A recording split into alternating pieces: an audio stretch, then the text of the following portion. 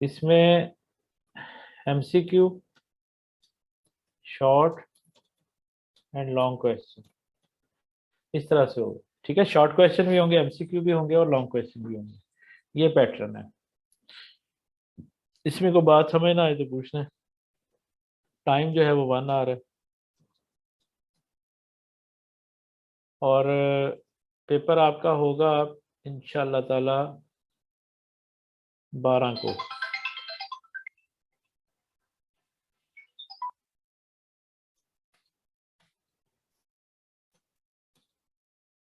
ठीक है जी, 12 जनवरी 2022 को आपका पेपर होगा।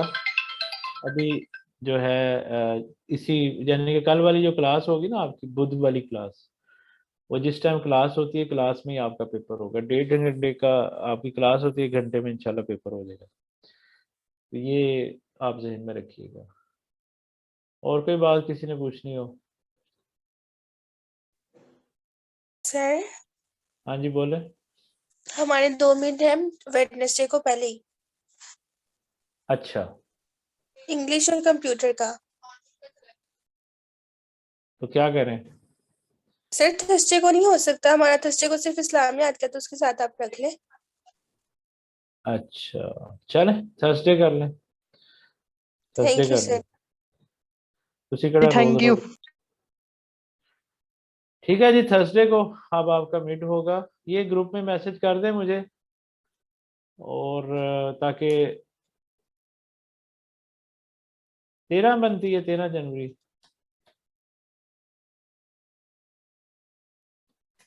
सर एमसीक्यूज कॉन्सेप्ट बेस होंगे? क्या कह रहे हैं?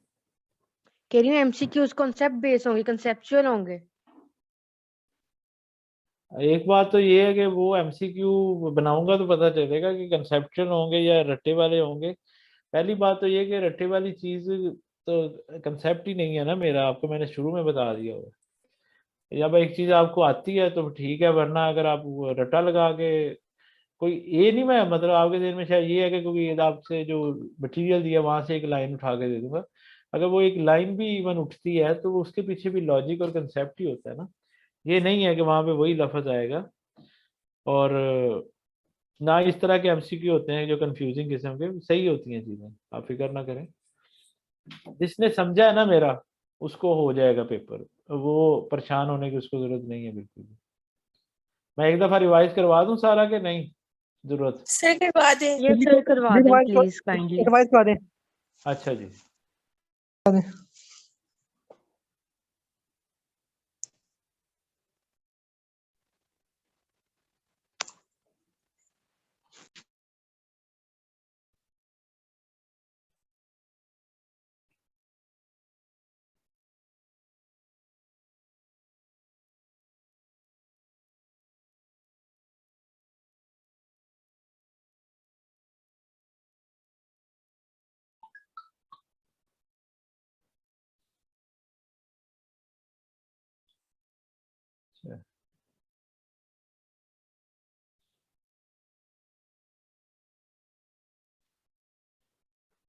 स्क्रीन आ रही है नजर आपको?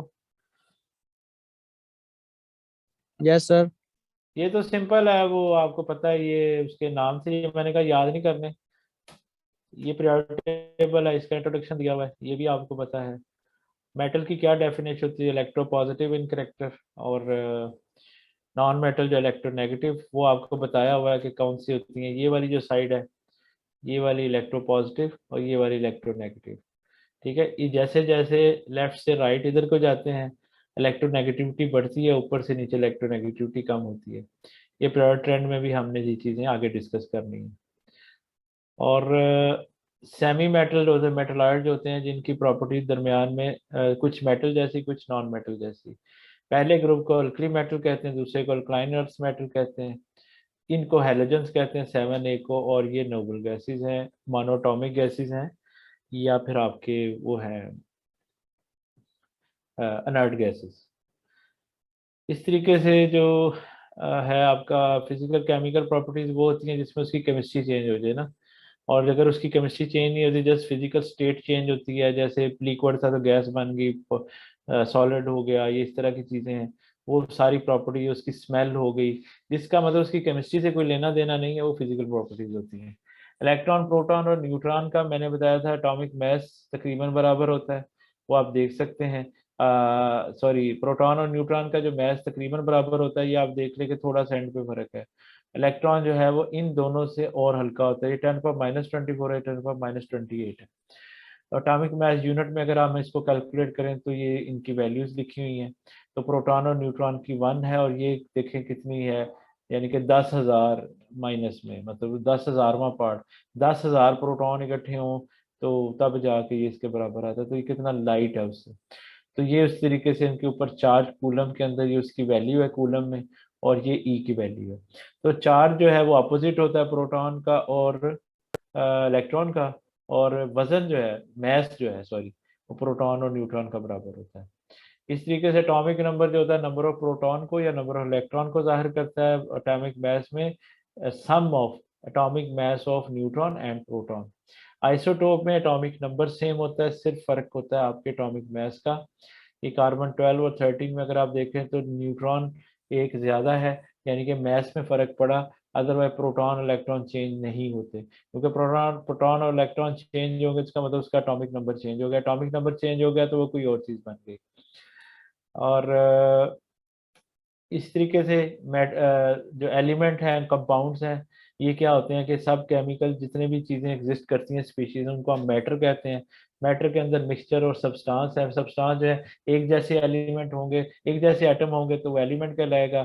अगर मिक्सचर ऑफ एटम्स होगा, जैसे H2O है, कोई और है चीज़ है, तो वो हम कंपाउंड कहलाएगा। इस तरीके से अगर मिक्सिंग हुई है चीज़ों की, लेकिन उनके अंदर उनकी केमिस्ट्री चेंज नहीं हुई, तो फिर वो मिक्सचर कहलाएगा। होमोजीनियस अगर एक जैसी मिक्सिंग हुई है, हिट्रोजीनियस अगर डिफरेंट टाइप की मिक्सिंग हुई है। इस तरीके से कोवलेंट बॉन्ड जो है म्यूचुअल शेयरिंग ऑफ इलेक्ट्रॉन से बनता है, और आयनिक बॉन्ड जो बनता है वो ट्रांसफर ऑफ इलेक्ट्रॉन से बनता है, कि उसमें एक इलेक्ट्रॉन दूसरे में शिफ्ट हो जाता है। तो जो भी चार्ज पार्टिकल न्यूट्रल से खत्म हो जाता है वो या पॉजिटिव होगा या नेगेटिव होगा, वो उसको हम आयन कहेंगे। और जो पॉजिटिव चार्ज वाला होता है आयन, उसको हम केटाइन कहते हैं, और जो नेगेटिव चार्ज वाला होता है उसको हम एनाइन कहते हैं। और इस तरीके से हमने ये सोडियम क्लोराइड की एग्जांपल थी कि इनके पास, सोडियम के पास 2, 8 और 1, पहले शेल में 2, दूसरे में 8, तीसरे में 1 इलेक्ट्रॉन होता है। तो जो 1 इलेक्ट्रॉन अगर अपना ये लूज कर देगा, इसके बाद 10 इलेक्ट्रॉन रह जाएंगे, तो ओवरऑल पॉजिटिव चार्ज बढ़ जाएगा, नेगेटिव चार्ज कम हो जाएगा, तो नेट प्लस चार्ज आ जाएगा। इस तरह से 287 क्लोराइड की होती है इलेक्ट्रॉनिक कन्फिग्रेशन। इसके आखिरी शेल में 7 इलेक्ट्रॉन होते हैं। 7 इलेक्ट्रॉन से 8 हो जाएंगे तो 1 इलेक्ट्रॉन बढ़ जाएगा, 17 के लिए 18 इलेक्ट्रॉन हो जाएंगे, इसके ऊपर नेगेटिव चार्ज आ जाएगा।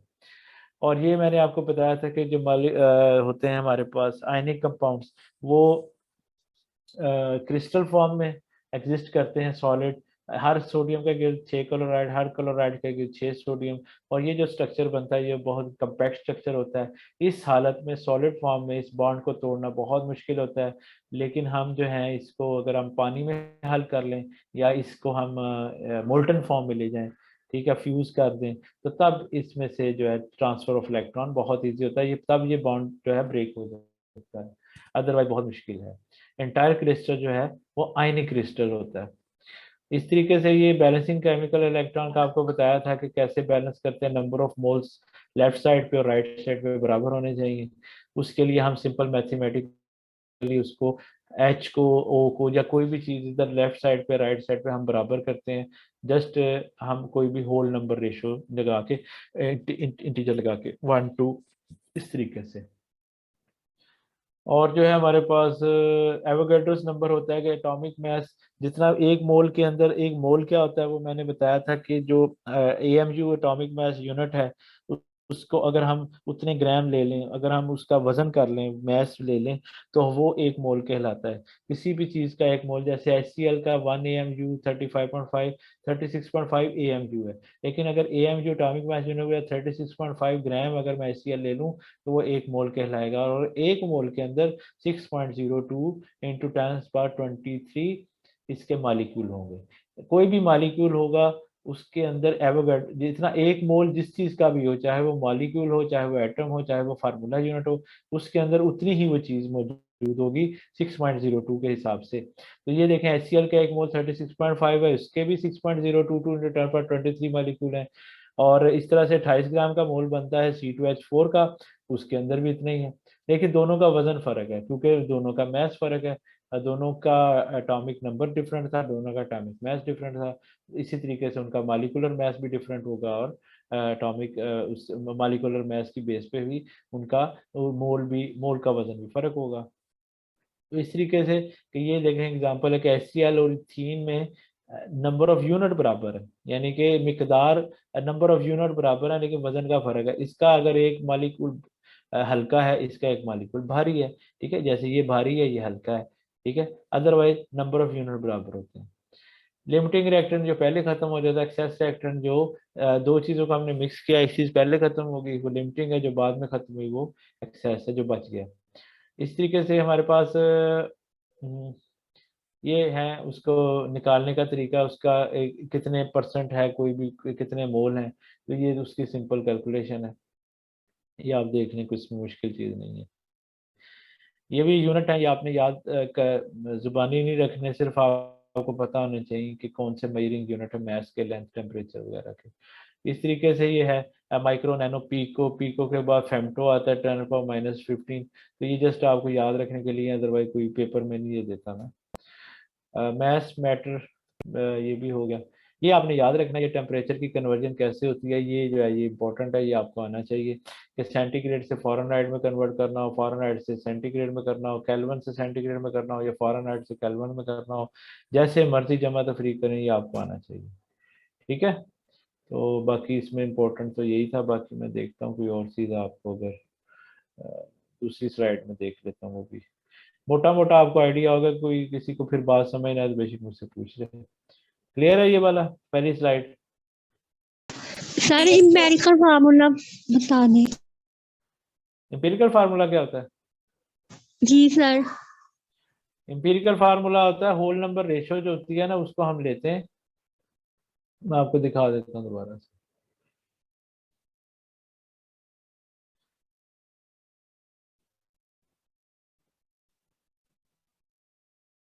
क्योंकि आसान सी चीज थी, मैं करवा देता हूँ, दोबारा बता देता हूँ। देखें, हमने अगर इसके पास 7 है, ये C7 और H से ये 15.9 का मतलब होता है 16 ही, ठीक है। तो ये एक तरह से 7 और 16 की रेशियो हम निकालते हैं, होल नंबर रेशियो निकालनी होती है। तो ये C4H9 की सूरत में ये एक होल नंबर रेशियो बनती है, अदरवाइज ये C2H4.5 होल नंबर रेशियो नहीं बनती। तो होल नंबर रेशियो की मिनिमम जो रेशियो होती है वो आपका एम्पिरिकल फार्मूला होता है। साल्ट के अंदर जैसे क्रिस्टल है, सोडियम क्लोराइड है, वो भी Na6Cl6 बनता है, उसका भी हम एम्पिरिकल फार्मूला ही लेते हैं, ठीक है। मिनिमम मालिकुलर फार्मूला जो होता है वो होता है कि कितना एक्चुअल था, तो हम उसमें जो है एम्पिरिकल फार्मूला उसकी मिनिमम होल नंबर रेशियो होती है, और जो ये एक्चुअल फार्मूला होता है, ठीक है। तो इस तरीके से हम उसकी रेशियो निकाल लेते हैं कि एक्चुअली कितना था। एक्चुअली ये C8H18 था, 18 हाइड्रोजन और ये है, लेकिन एक्चुअल जो है इसका मिनिमम रेशियो C4H9 है। तो मिनिमम रेशियो को हम कहते हैं। इस तरीके से आप कोई भी एग्जांपल ले सकते हैं। फॉर एग्जांपल अगर आप लें ग्लूकोज का फार्मूला लें, मैं आपको वो भी लिख के बता देता हूँ। एक मिनट, ठीक है, जैसे ये C6H12O6, ठीक है, इस तरीके से फार्मूला होता है। अगर इसको मैं देखूं तो 6 कार्बन, 12 हाइड्रोजन और 6 ऑक्सीजन है, लेकिन अगर आप इनकी होल नंबर रेशियो देखें, सबको 6 से डिवाइड करें, CH2O बनता है। तो CH2O क्या है, इसका एम्पिरिकल फार्मूला, और इसका एक्चुअल फार्मूला है वो C6H12O6। तो CH2O को 6 से ज़रब दें, जैसे यहाँ पर ये मल्टीपल, कितना मल्टीपल था, यहाँ है कितने से डिवाइड किया उतने वो मल्टीपल होगा। ये एम्पिरिकल फार्मूला, ये एक्चुअल फार्मूला है। तो इस तरीके से हम उसका फार्मूला निकाल सकते हैं किसी भी चीज़ का, ठीक है। उसके बाद आ जी जाते सर। हैं हम सेकंड को, सेकंड स्लाइड देख लेते हैं।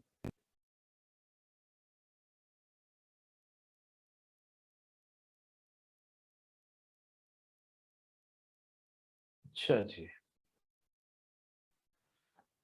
यहाँ पर भी वही है, जो चीजें देखने वाली हैं। मैं आपको दिखाता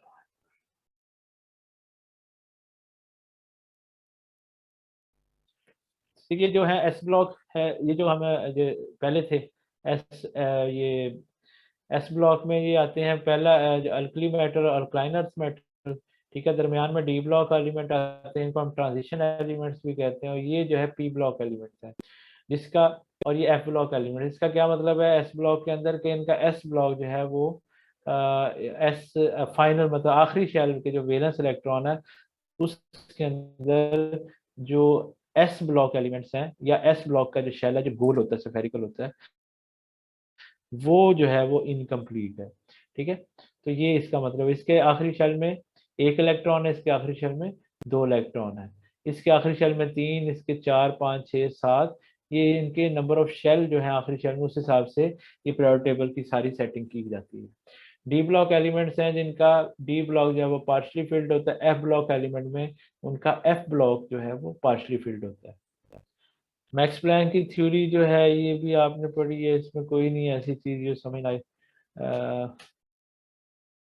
बाकी जो है वो बताने वाली जो चीजें हैं वो मैं बता देता हूँ। टेबल ये मैंने हिस्ट्री थी, मैंने कहा था पेपर में देता, लेकिन आपको वैसे पता होनी चाहिए पहले क्या क्वांटम नंबर है। समझने वाले क्वांटम नंबर होता है, हम उसकी किसी भी फिजिकल स्टेट जो है इलेक्ट्रॉन की, अब वो हमने अगर डायग्नोज करनी हो किसी इलेक्ट्रॉन का, शनाख्ती कार्ड है बेसिकली ये क्वांटम नंबर जो है, आईडी कार्ड है जो कि इंडिविजुअल आइडेंटिटी होती है, या फिंगरप्रिंट समझ उसके इलेक्ट्रॉन के। इलेक्ट्रॉन जो रिवॉल्व करते हैं उनका क्या है principal quantum number, number of shells को जाहिर करता है कि उसकी, और इससे हमें कितना नंबर ऑफ, पहला शेल है, दूसरा शेल है, तीसरा शेल है, तो उससे हमें ये पता चला ये इलेक्ट्रॉन कौन से शेल में। अगर हमें ये शेल का पता चल जाए, उससे हमें उसके शेल के साइज का भी पता चल गया, यानी कि एटम के साइज का पता चल गया और एनर्जी का पता चल गया। ज़ाहिर है पहले शेल की एनर्जी कम है, दूसरे शेल की ज़्यादा है, जितने नंबर ऑफ शेल बढ़ते जाते हैं उसकी एनर्जी बढ़ती जाती है, और जो न्यूक्लियस के क्लोज होते हैं उनकी एनर्जी सबसे कम होती है। इस तरीके से एंगुलर मोमेंटम और या अजीमुथल क्वांटम नंबर भी कहते हैं, ये एन में से एक को माइनस करके जो एल होता है वो होता है। ये जैसे एन जो है एन जीरो नहीं हो सकता, जीरो का मतलब है शेल है ही कोई नहीं। अब जब शेल है ही कोई नहीं तो फिर इलेक्ट्रॉन भी नहीं है, तो जब इलेक्ट्रॉन नहीं है तो फिर हम इलेक्ट्रॉन का आईडी कार्ड कहाँ से क्या करना हमने।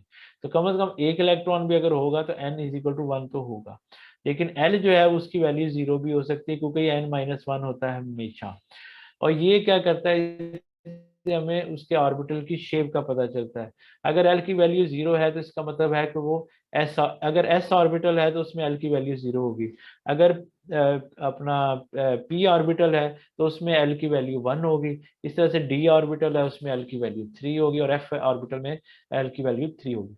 यानी कि एल की वैल्यू जीरो किसके लिए है, एस के लिए, 1 है पी के लिए, 2 है डी के लिए, 3 है एफ के लिए। तो इससे हमें पता चलता है किस टाइप का ऑर्बिटल है। जैसे टाइप का क्या मतलब, एस ऑर्बिटल की टाइप क्या है कि वो गोल होता है, और इसका सब एटॉमिक पार्टिकल भी इसका एस के अंदर बस एक ही है, एस है और एस है। पी के अंदर जो है वो 3 होते हैं, पी एक्स, पी वाई और पी सी। इस तरीके से डी के अंदर 5 होते हैं, P X Y, D Y G, D X G, D Z square और D X square minus Y square. F के जो है आपको मैंने प्रैक्टिस भी करवाई हुई है, याद कोई नहीं होते नाम, बस आप ये 7 जो है सब शेल उसके वो आपको आने चाहिए। मैग्नेटिक क्वांटम नंबर में इससे हमें क्या पता, related to the orientation of the orbital in space, 3D structure उसका कैसा बनता है वो हमें मैग्नेटिक क्वांटम नंबर से पता चलता है। और ये क्या होता है, प्लस माइनस एल, यानी कि एल की वैल्यू अगर जीरो है तो ये भी जीरो है, ठीक है। और अगर एल की वैल्यू 1 है तो ये -1, 0 और +1 यानी कि 3। अब ओरिएंटेशन कैसे पता चली कि पी की पी के लिए एल की वैल्यू होती है 1, और एम एल जो है मैग्नेटिक क्वांटम नंबर इसका होगा -1, 0 और +1। इसका मतलब है स्पेस में ओरिएंटेशन इसकी 3 तरह से बनेगी जो इसकी ओरिएंटेशन है। तो आपको पता है एल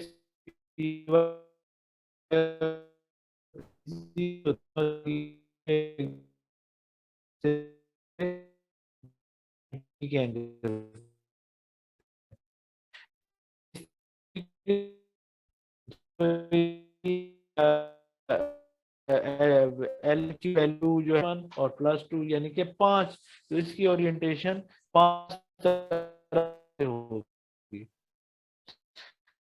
इस तरीके से हम एफ की भी ओरिएंटेशन निकाल सकते हैं। लाइक मैंने बताया था जो ऑर्बिट है ये क्या है, और वो छोटा कमरा है। पी जो है वो 3 कमरों का घर है और हर कमरे में जो है वो 2 इलेक्ट्रॉन आ सकते हैं, और जो 2 इलेक्ट्रॉन है उनका बेड जो है वो अपोजिट साइड पे होगा, जिस तरफ एक के पाँव है दूसरी तरफ उसका सर होता है। तो ये अपोजिट स्पिन, क्योंकि अगर एक जैसी ओरिएंटेशन होगी तो वहां पे एनर्जी बढ़ जाएगी, वो एक दूसरे को रिपेल करेंगे, और रिपेल करने के नतीजे में वो फिर वहां पर स्टेबल नहीं रह सकते। इस स्टेबिलिटी के लिए इनका अपोजिट स्पिन होना जरूरी है, ताकि एक दूसरे के साथ लड़ते ना रहें। उस लड़ाई से बचने के लिए, रिपल्शन से बचने के लिए वो फिर अपोजिट स्पिन होना चाहिए। इसी तरीके से वो जो पी है वो 3 कमरों, वो 3 कमरे हैं, उनकी शक्ल ऐसे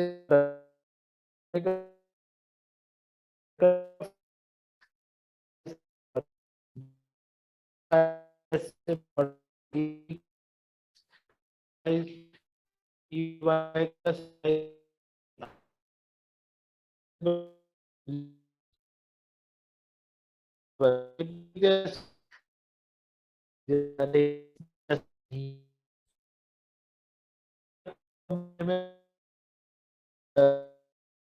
इलेक्ट्रॉन के साथ जिस तरफ दूसरे का पाउंड।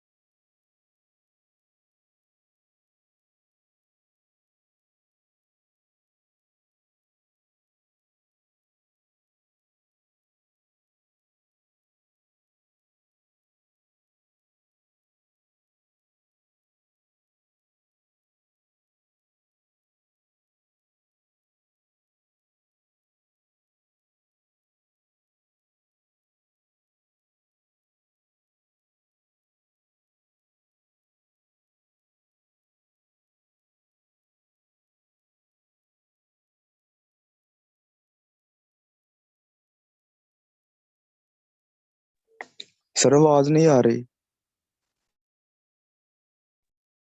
अच्छा सॉरी, वो माइक ऑफ था, सॉरी। अच्छा,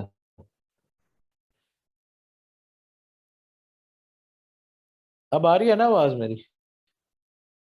यस यस सर, आ सर। रही है। ओके ओके, अच्छा किया बता दिया, वरना मैं बोलते रहना था। अच्छा जी, अच्छा। तो ये जो है मैं बता रहा था कि 4 जो क्वांटम नंबर हैं वो कभी भी एक जैसे, आईडी कार्ड जो है 2 इलेक्ट्रॉन का एक जैसा नहीं हो सकता, क्योंकि अगर और कुछ नहीं तो स्पिन तो अपोजिट होगा, एक क्लॉकवाइज होगा तो दूसरा एंटी क्लॉकवाइज होगा। तो इसलिए ये पॉली एक्सक्लूजन प्रिंसिपल है। और ऑफ बार रूल है, वो क्या है कि N+R रूल है, यानी कि हम इसमें जो उसका नंबर ऑफ शेल है और N-1 इन दोनों को जमा करते हैं, जिसकी ये वैल्यू कम होगी उसकी एनर्जी कम होगी और वो पहले फिल होगा। ठीक है। और ये ऑफबा मैंने बताया था किसी साइंटिस्ट का नाम नहीं है, ये एक रूल है, ये जर्मन वर्ड है, इसका मतलब बिल्डिंग अप होता है और कंस्ट्रक्शन या कोई चीज बनाना। तो सब शेल की जो फिलिंग होती है वो N+L की तरह होती है, यानी कि सबसे पहले S फिल होगा, फिर P होगा,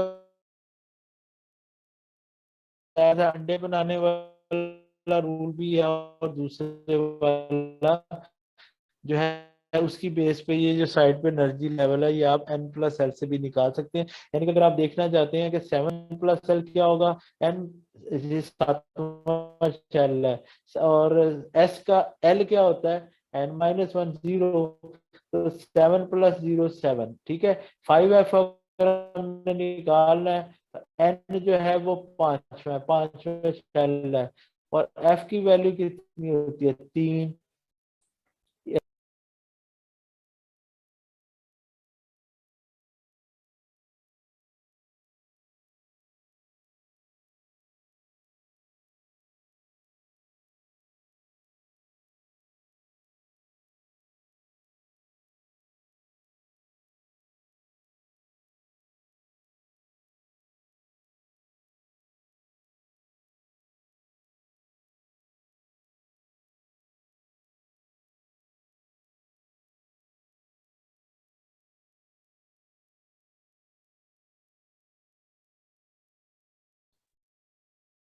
जी बच्चों,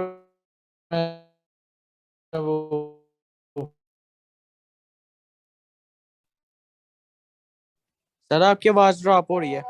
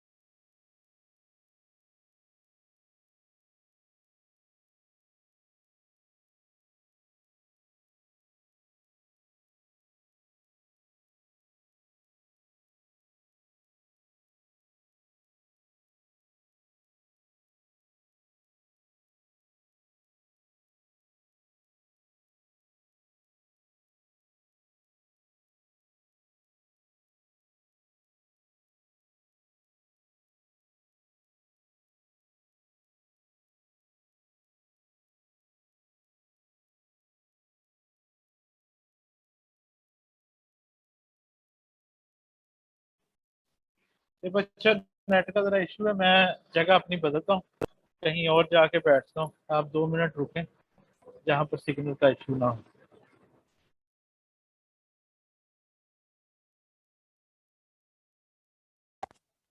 ओके सर, कोई मसला नहीं है।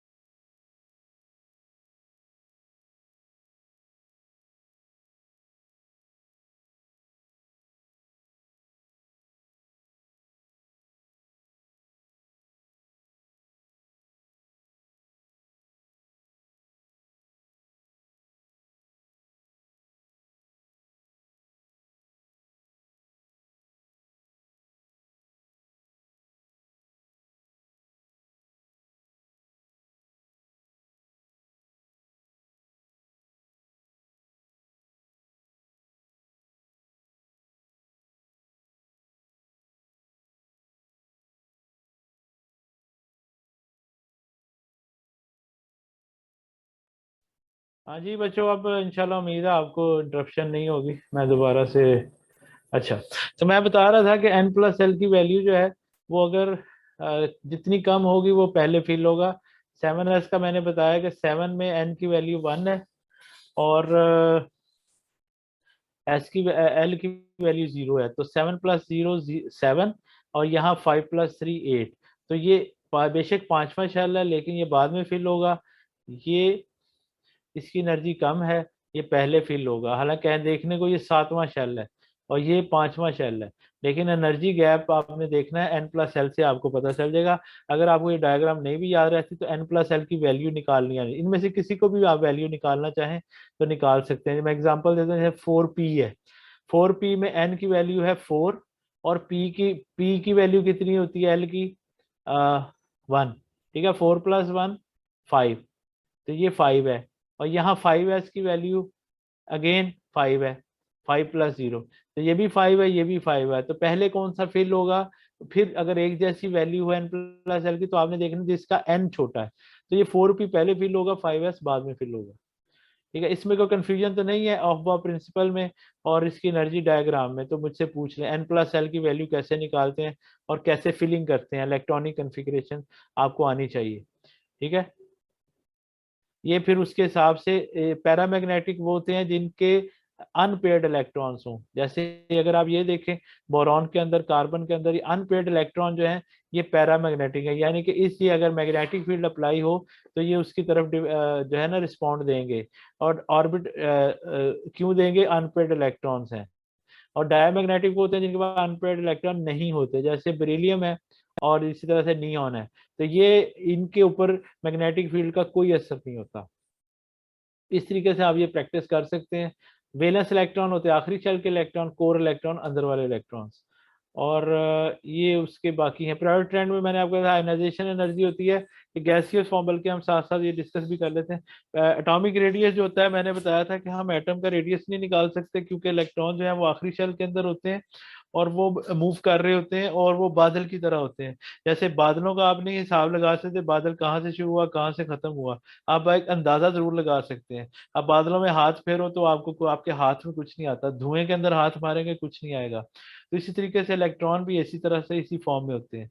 उस चीज से बचने के लिए फिर हम क्या करते हैं, हम एक अगर डाइएटॉमिक फॉर्म में वो मॉलिक्यूल एटम हो सकता है तो हम एक न्यूक्लियस और दूसरे न्यूक्लियस के दरमियान जो डिस्टेंस है उसका हाफ कर लेते हैं, क्योंकि न्यूक्लियस तो हार्ड होता है, वो तो नहीं बादलों की तरह होता। जैसे ये हमारी जमीन है, इसके गिर्द ऊपर आसमान पे बादल हैं, तो आसमान पे जो बादल हैं वो क्या है? इलेक्ट्रॉन है। और ये जो आपकी जमीन है ये क्या है? आपका न्यूक्लियस है जिसके अंदर प्रोटॉन और न्यूट्रॉन होते हैं। और प्रायोरिटी ट्रेंड जो है वो हम देखते हैं कि लेफ्ट से राइट जो है वो आपका साइज कम हो रहा होता है, क्योंकि नंबर ऑफ प्रोटॉन और इलेक्ट्रॉन बढ़ने की वजह से फोर्स ऑफ अट्रैक्शन बढ़ती है, वो एक दूसरे के क्लोज आ जाते हैं और शेल नहीं बढ़ता। लेकिन अगर ऊपर से नीचे देखें तो वो शेल बढ़ता है और आखिरी शेल में इलेक्ट्रॉन तो वही रहने हैं, लेकिन एक एक शेल बढ़ता रहता है, तो साइज ऊपर से नीचे बढ़ता है, लेफ्ट से राइट जो है वो कम होता है। और ये एटॉमिक रेडियस हो गया, ये उसका ट्रेंड, ये जिसके आप इस तरीके से।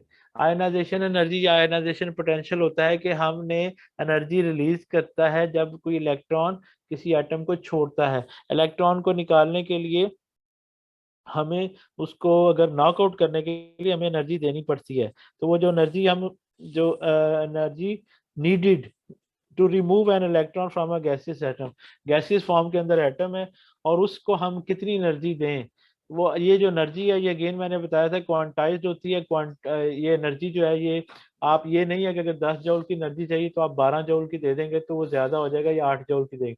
10 जूल की एनर्जी चाहिए तो 10 जूल की एनर्जी मिलेगी, तो वो आयनाइज होगा या एक्साइट होगा, जितनी भी उसको एनर्जी चाहिए। क्वांटाइज्ड पैकेट, पूरा पैकेट ऑफ एनर्जी मिलेगा तो एनर्जी जो है वो होगी, अदरवाइज नहीं होगी।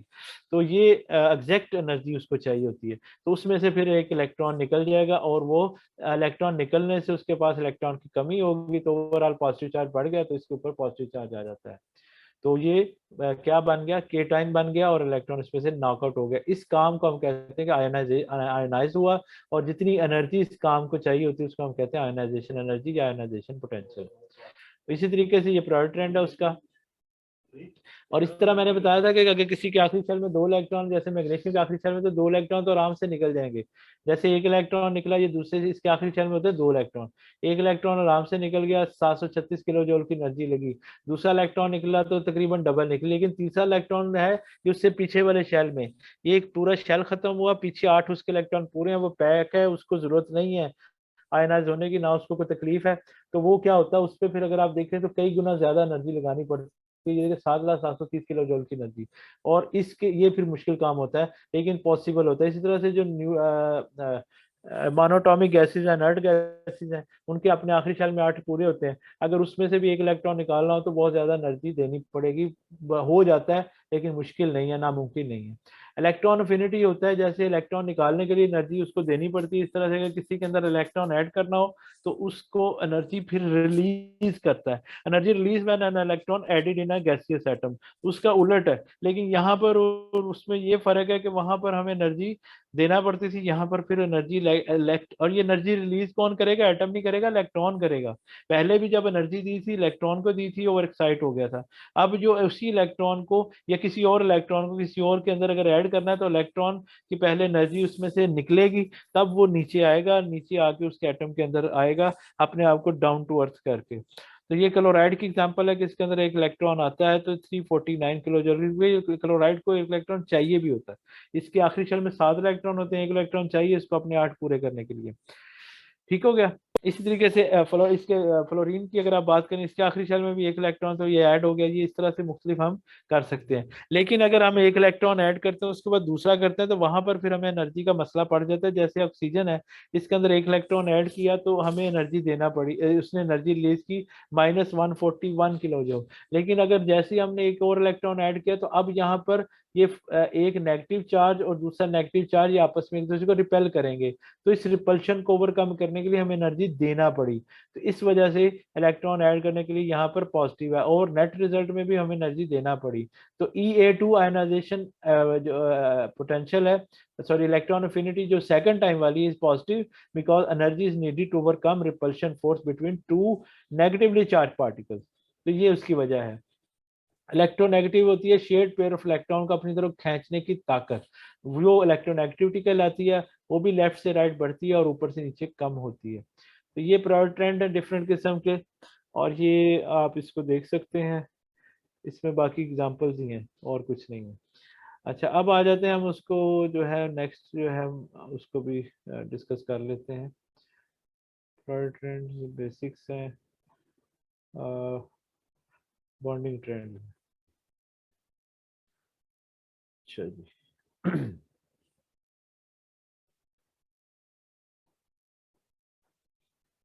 इसमें भी अगर आप देखें बॉन्डिंग ट्रेंड में हमने उसका ही मैंने बताया था कि ये मैंने किताब से लिया, जस्ट कॉपी पेस्ट किया और जस्ट इसकी फॉर्मेटिंग करके 12 का फॉन्ट लगा के उसको 1.5 की स्पेसिंग की और जस्टिफाई किया और आपके सामने है। तो ये इस तरीके से किताबों से डरना नहीं चाहिए, किताबों से भी उतना ही प्यार करें जितना आप नोट्स से करते हैं।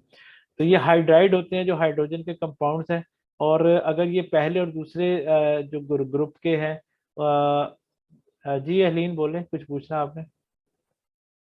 सर ये स्लाइड्स नहीं आपने हमें सेंड की थी?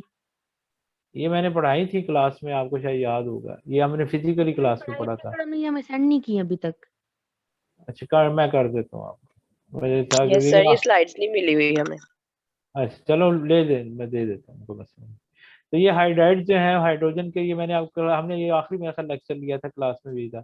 सलाइन हाइड्राइड वो होते हैं जो पहले और दूसरे शेल के जो इलेक्ट्रॉन्स हैं उसके पहले और दूसरे शेल के जो एटम्स हैं उसके साथ जो हाइड्रोजन के कंपाउंड्स होते हैं उसका हम सलाइन हाइड्राइड कहते हैं। इसमें ये कि ये इसके आखिरी शेल में एक इलेक्ट्रॉन होता है, हाइड्रोजन के आखिरी शेल में भी एक इलेक्ट्रॉन होता है। तो अगर देखा जाए तो यहाँ पर ये इसके अच्छा हाइड्रोजन के ऊपर पॉजिटिव चार्ज भी हो सकता है, नेगेटिव चार्ज भी हो सकता है। सलाइन हाइड्राइड के केस में H के ऊपर नेगेटिव चार्ज होता है क्योंकि K के ऊपर पॉजिटिव, K का जो अपना एक इलेक्ट्रॉन है ये अपना लूज करना चाहता है, सोडियम भी लूज करना चाहता है, लिथियम भी लूज करना चाहता है, ये उसको कैच कर लेता है, इसके ऊपर नेगेटिव चार्ज आ जाता है। तो अब ये इसकी स्पेशल कैरेक्टरिस्टिक्स है हाइड्रोजन की, वो पॉजिटिव भी हो सकता है नेगेटिव भी हो सकता है। तो ये इस तरीके से होता है। मेटेलिक हाइड्राइड में जो हम उसके ट्रांजिशन एलिमेंट, इनके में फर्क भी है। ये जो है ये जो मैं अपना है सलाइन हाइड्राइड, इनकी जो शक्ल भी फर्क होती है, दूसरा इनमें और भी है।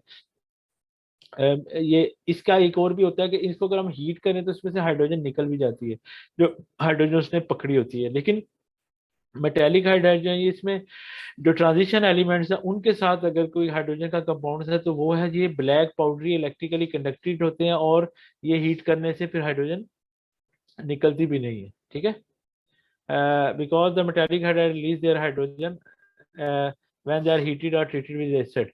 ठीक है, सॉरी ये भी हाइड्रोजन रिलीज कर देते हैं जब ये हीट किए जाएं या एसिड के साथ ट्रीट किए जाएं। और ये जो सलाइन हाइड्राइड हैं, हाँ जी ये हो गया, ठीक है, उसमें नहीं है बात। और तीसरी किस्म के ये है मॉलिक्यूलर हाइड्राइड्स हैं जो कि जैसे एस ब्लॉक में सलाइन हाइड्राइड, डी ब्लॉक में बताया, पी ब्लॉक के जो है वो मॉलिक्यूलर हाइड्राइड्स बनते हैं, यानी कि उनको हम मॉलिक्यूलर हाइड्राइड, तीनों की प्रॉपर्टीज में फर्क होता है। ऑक्सीजन के कंपाउंड्स को हम कहते हैं ऑक्साइड्स, और एनहाइड्राइड होता है जिसमें वाटर की कमी होती है, यानी कि उसके अंदर वाटर का मॉलिक्यूल उसमें से निकला होता है, उसको हम कहते हैं फॉर्मल एनहाइड्राइड की टर्म यूज होती है। द फेमिलियर लैब, जैसे ये है the familiar lab acid HNO3 nitric acid और सल्फ्यूरिक एसिड है, for instance are derived from the anhydrate N2O5 and SO3 respectively. यानी कि N2O5 में से अगर वाटर निकालें तो ये HNO3 बन जाता है। इसी तरीके से SO3 जो है ये किसका एनहाइड्राइड है, इसका सल्फ्यूरिक एसिड का। यानी कि नाइट्रिक एसिड का इस तरीके से ये एनहाइड्राइड से भी चीजें जो है वो बनती हैं, ड्राइव होती हैं उसमें से।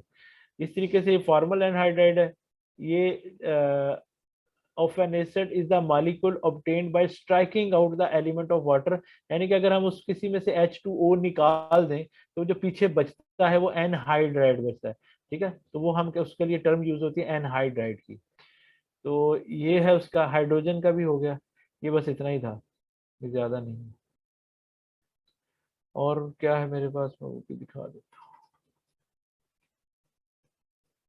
ये जो है ना, मैं आपको भी ईमेल भी कर दूंगा, ये जो आप कह रहे हैं मिसिंग है। उसके अलावा हमारे पास सर बॉयज के ग्रुप में भेज देना। हाँ, तो आपको कभी ऐसा हुआ है कि गर्ल्स के ग्रुप में भेजो, आपको ना भेजो, आपको उनसे मेरे सुतेले हैं, आप भी मेरे अपने प्यारे प्यारे से छोटे छोटे से बच्चे हो, तो आपको नहीं भेजना तो मैंने किसको भेजना है। ठीक है, ये भी मैं वही ट्रेंड है जो हमने डिस्कस किए हैं उसका किताब से लिखा हुआ है, बस वो है, बाकी और कुछ नहीं है। एक मिनट।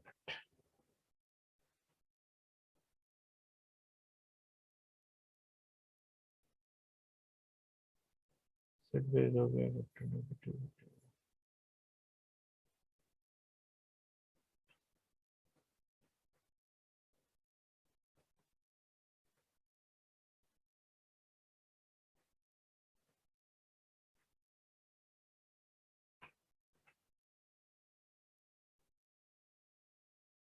बाकी ये भी है, ये भी आपने नहीं देखा होगा लेकिन ये इजी है, वैसा बेसिक कंसेप्ट ही वही है, जो चीज़ें दोबारा लिखी हुई हैं। इसमें वही जो मैथ वॉल्यूम है, इस तरह से प्रिसीजन और एक्यूरेसी की टर्म है। प्रिसाइज होती है एक चीज की उसके आपस में तरतीब, एक्यूरेसी होती है एक्चुअल रिजल्ट के कितना करीब है। ये आपने एफएससी में पढ़ा होगा, significant figure is a number are all the certain digit plus one uncertain digit. Significant figure हो गया, ये सारे आपने एफएससी में पढ़े होंगे। Rule of determining significant figure, ये भी आप थोड़ा सा देख लीजिएगा, कितना मुश्किल नहीं, इजी टर्में हैं। और ये आप mixture metal, semi metal, non metal, ये आप पढ़ चुके हैं। जो मैंने होमोजेनियस मिक्सचर और उसका दिखाया था, उसको एक और तरह से भी, होमोजेनियस मिक्सचर में प्योर सब्सटेंस, उसके अंदर एलिमेंट और कंपाउंड का कंसेप्ट है।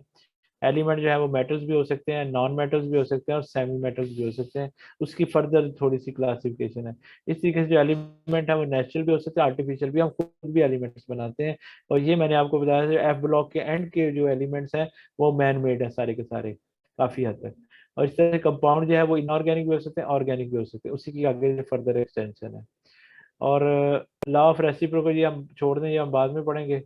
डाल्टन आइए, फिर हम सारी की सारी चीजें बाद में पढ़ेंगे, ये मैं आपको वैसे दे दूंगा, लेकिन यहाँ मिड में शामिल नहीं करते ये अगला इसका, लेकिन मैं मटेरियल आपसे शेयर कर दूंगा, इसलिए मैंने आपको दिखाया।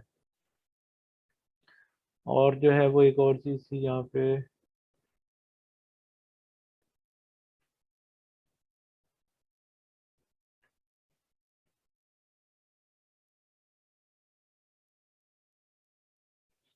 ये मैंने आपको ये शेयर किया हुआ ना, ये वाला तो सब बेसिक कंसेप्ट्स इन केमिस्ट्री, ये वाला। नो नो सर, ये नहीं किया हमने। ये नहीं किया हुआ, चले मैं ये फिर आपको बाद में देता हूँ। ठीक है,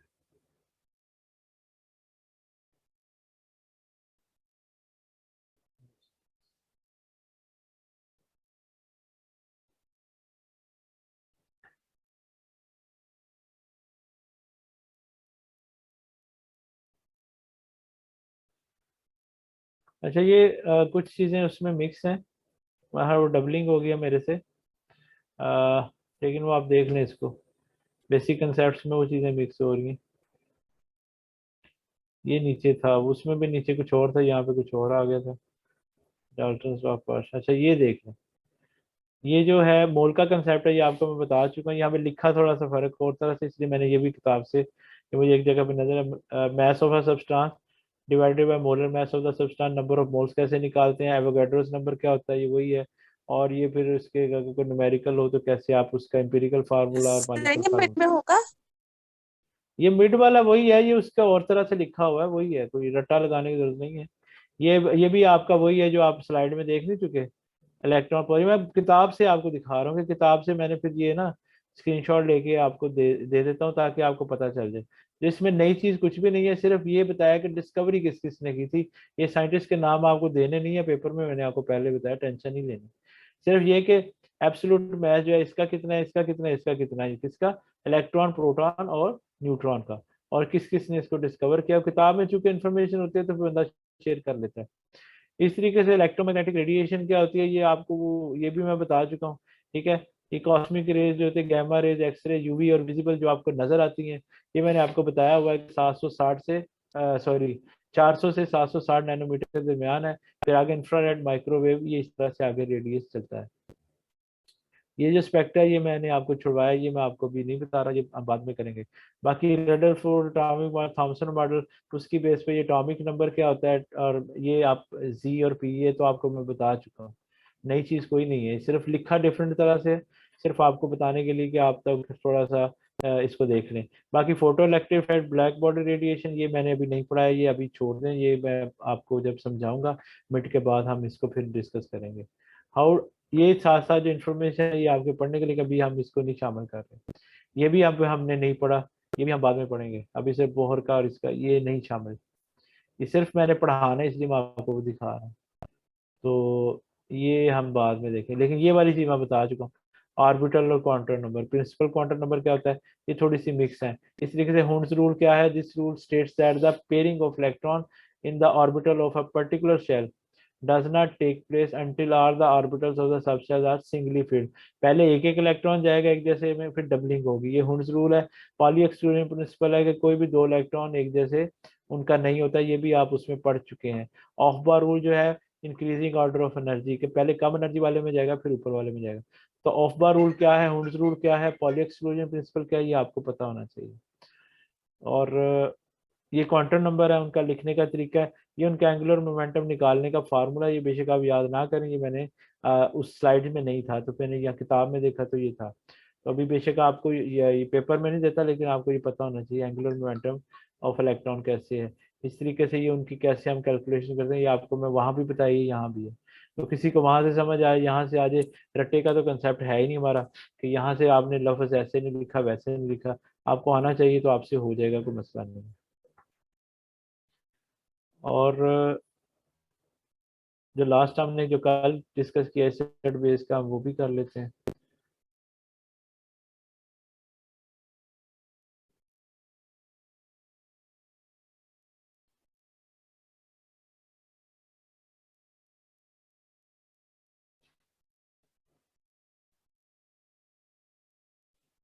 एक हमारा सॉरी वो रह गया इलेक्ट्रोकेमिस्ट्री का, उससे पहले।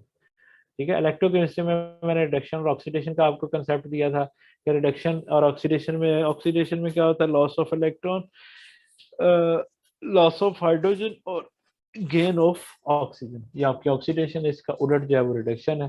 ये हमने काफी डिटेल से पढ़ा, आपने मेरा लेक्चर भी देखा, दोबारा भी आप देख सकते हैं अगर आपको समझ ना आए। और इसमें जो दूसरी इंपॉर्टेंट चीज है कि ऑक्सीडेशन नंबर कैसे साइन करना है वो आपको आना चाहिए। और बैलेंस इक्वेशन आपने इसकी प्रैक्टिस भी की है, और आपने इसकी जो है मुझे स्कैन भेजी भी होगी, अगर नहीं भेजी तो कोई मसला नहीं है।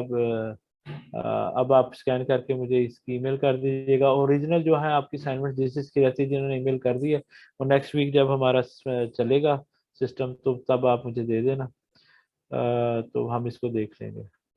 बल्कि एक काम करना, मुझसे साइन करवा के अपने पास रखना सारी चीज़ें, तो पेपर में फिर आप लोगों के पास अपना अपना डेटा होगा, मुझे दिखा देना, साइन वाला पेज दिखा देना तो डेट के साथ। तो ये जो है उसको रिडॉक्स की जो इक्वेशन बैलेंसिंग का तरीका है, ये भी आपको आना चाहिए। इसको हम आप देख सकते हैं, अगर फिर भी नहीं समझ आते तो आप वीडियो देख लेना दोबारा से। और कंडक्टर्स क्या होते हैं ये भी आपको पता होना चाहिए। फिर इसके बाद कंडक्टर की टाइप्स, ये भी आपको आना चाहिए।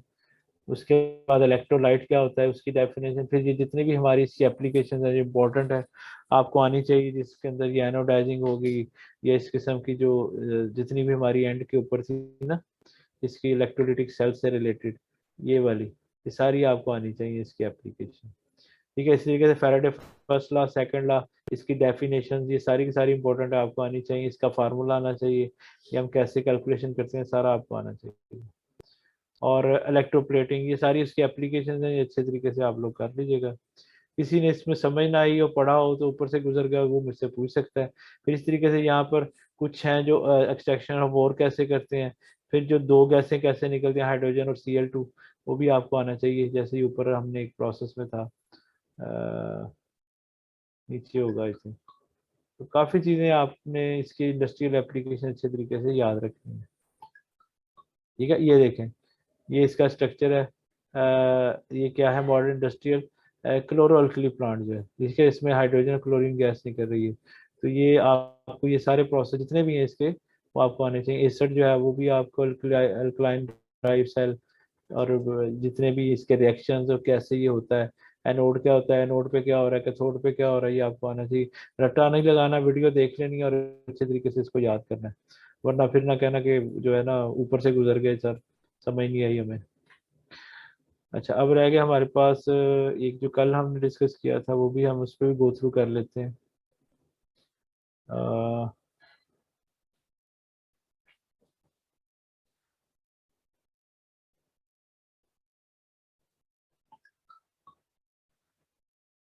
एसिड बेस का कंसेप्ट आपको बताया था। आर्हीनियस का कंसेप्ट है कि जो प्रोटॉन जो हाइड्रोजन आयन देता है पानी के अंदर, वो एसिड है, जो पानी के अंदर OH आयन देता है वो बेस है। इस तरीके से जो लॉरी ब्रॉन्स्टेड है उसने कहा कि जो प्रोटॉन डोनर है वो एसिड है और जो प्रोटॉन एक्सेप्टर है वो बेस है। ठीक है, ये उसकी एग्जांपल थी। इस तरीके से जो कॉन्जुगेट एसिड और बेस का, कि हर एसिड का एक कॉन्जुगेट बेस होता है और हर बेस का एक कॉन्जुगेट एसिड होता है, और ये पेयरिंग होती है। और ये कॉन्जुगेट एसिड बेस का कंसेप्ट दिया था आपको कि ये आपका बफरिंग में यूज होता है। जितना वीक एसिड होगा उसका कॉन्जुगेट बेस उतना ही स्ट्रांग होगा, जितनी वीक बेस होगा उतना ही उसका स्ट्रांग कॉन्जुगेट एसिड होगा। जैसे कि एग्जांपल आपके सामने, वीक एसिड है तो उसका कॉन्जुगेट बेस जो है वो स्ट्रांग बेस है। इस तरीके से वीक बेस है तो उसका कॉन्जुगेट एसिड जो बना वो स्ट्रांग है। स्ट्रांग मतलब जो ज्यादा डिसोसिएट होता है, वीक जो है जो कम डिसोसिएट होता है। ये उसकी एग्जांपल थी। इस तरह से मैंने बताया एम्फीप्रोटिक होते हैं जो एसिड के तौर पे भी एक्ट करते हैं और बेस के तौर पे, जिसमें हमारा इसकी एग्जांपल वाटर थी। ल्यूइस का कंसेप्ट जो था वो ये था कि जो इलेक्ट्रॉन पेयर को एक्सेप्ट करता है वो एसिड है और जो इलेक्ट्रॉन डोनेट करता है वो बेस है। इसकी भी एग्जांपल आपने देखी थी। इस तरीके से relative strength of acid base में हमने जाना था कि जो Ka है, ये इससे हमें पता चलता है डिसोसिएशन कांस्टेंट से कि कौन सा एसिड कितना स्ट्रांग है। ये इसकी वैल्यू होती है जो डिसोसिएट होने के बाद जो प्रोडक्ट बनती है उस पे divided by the actual reactant, यानी कि ऊपर प्रोडक्ट और नीचे रिएक्टेंट। और प्रोडक्ट जितनी ज्यादा होगी इसका मतलब उतना ज्यादा डिसोसिएट हुआ है, इसलिए K की वैल्यू उतनी ज्यादा होगी जितना ये ऊपर वाली चीज ज्यादा होगी। ऊपर वाली चीज कैसे ज्यादा होगी, अगर डिसोसिएशन कंसंट्रेशन वो ज्यादा हो, डिसोसिएट होने के बाद जो प्रोडक्ट है वो ज्यादा बने। इसका मतलब Ka की वैल्यू ज्यादा होगी, इसका मतलब वो स्ट्रॉन्ग एसिड है। Ka की वैल्यू कम होगी तो इसका मतलब है ये वाली चीज ज्यादा होगी। Ka की वैल्यू कम होने का मतलब है कि वो डिसोसिएट नहीं हुआ, तो फिर वो वीक एसिड है।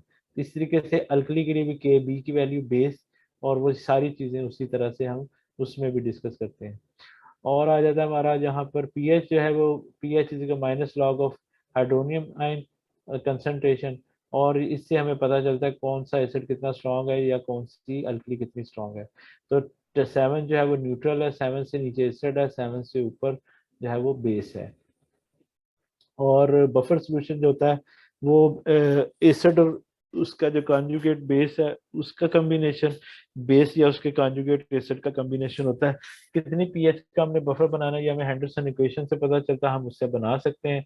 वो pH is equal P K minus log of pH is equal P K plus log of salt over acid होता है। ठीक है, साल्ट जो होता है ये होता है कॉन्जुगेट बेस को हम, या कॉन्जुगेट केटाइन सॉरी एनाइन को हम जो है वो कहते हैं कि ये है वो उसका।